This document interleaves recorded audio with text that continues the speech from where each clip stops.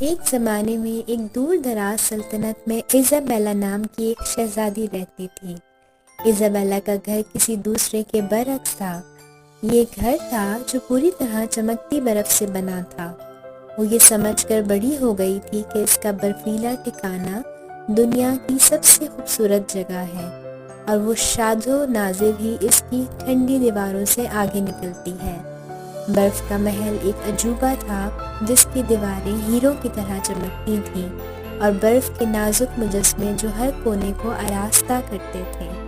اس نے اپنے دن ٹھنڈے ہوئے کھڑکیوں سے باہر دیکھتے ہوئے گزارے، اس یقین کے ساتھ کہ باہر کی دنیا اس عجائب گھر سے موازنہ نہیں کر سکتی جسے وہ گھر کہتے ہیں۔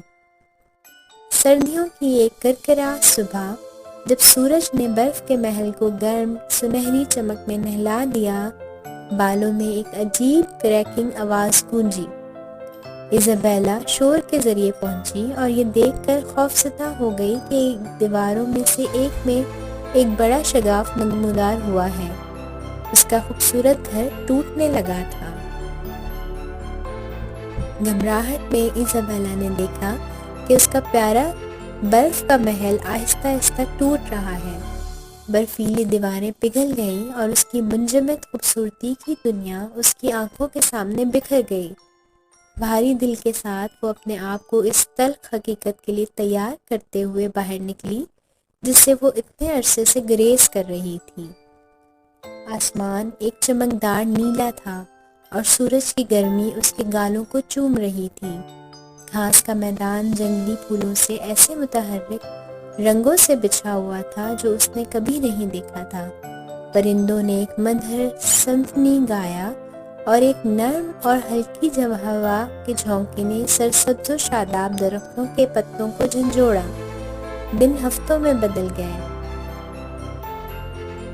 ایزابیلا نے اپنے برف کے محل سے آگے دنیا کی حقیقی خوبصورتی کو دریافت کیا۔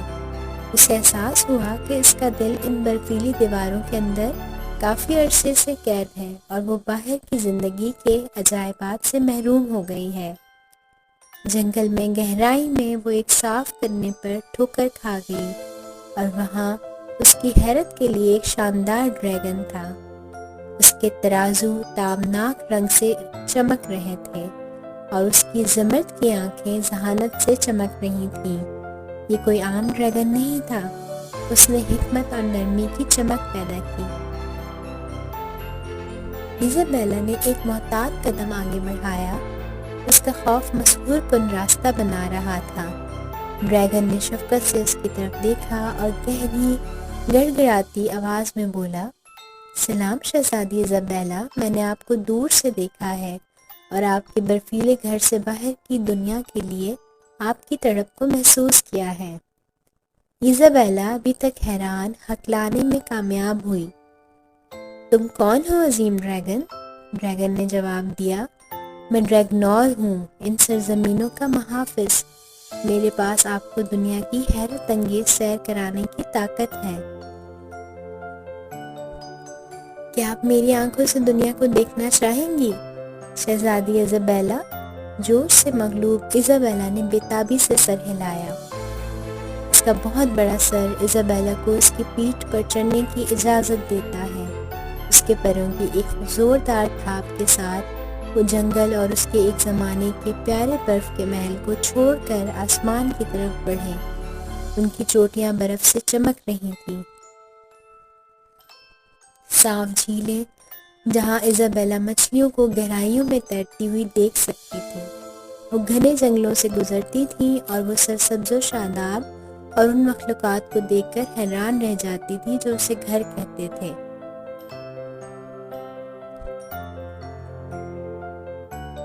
اس کے صحراؤں کو سنہری ریت سے مزین کھجور کے جھونکے والے ساحلوں والے جزیروں اور متنوع ثقافتوں کے لوگوں سے بھرے ہوئے شہر دکھائے۔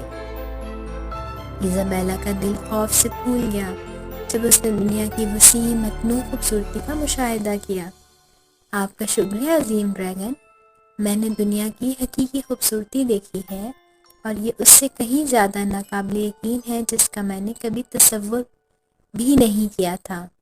ڈریگنور مسکرایا اور اس کی آنکھوں میں ایزابیلا نے اپنی نئی خوشی کا عکس دیکھا۔ یہ میری خوشی کی بات ہے شہزادی ایزابیلا، یاد رکھو دنیا ایک حیرت انگیز جگہ ہے اور اس کے ہر کونے میں خوبصورتی پائی جاتی ہے۔ اپنے نئے گھر کی آخری نرم پرواز کے ساتھ ایزابیلا کا ایک خوبصورت لمبے بالوں والی شہزادی کا دل ہمیشہ کے لیے بدل گیا۔ اس نے یہ پوری کہانی اپنی ماں کو سنائی جو بہت حیران ہوئی اور بہت خوش بھی۔ اس نے اب دنیا کی خوبصورتی اور اس کے پیش کیے جانے والے ناقابل یقین تجربات کو پسند کیا۔ اپنے دوست، عقل مند اور نرم ڈریگن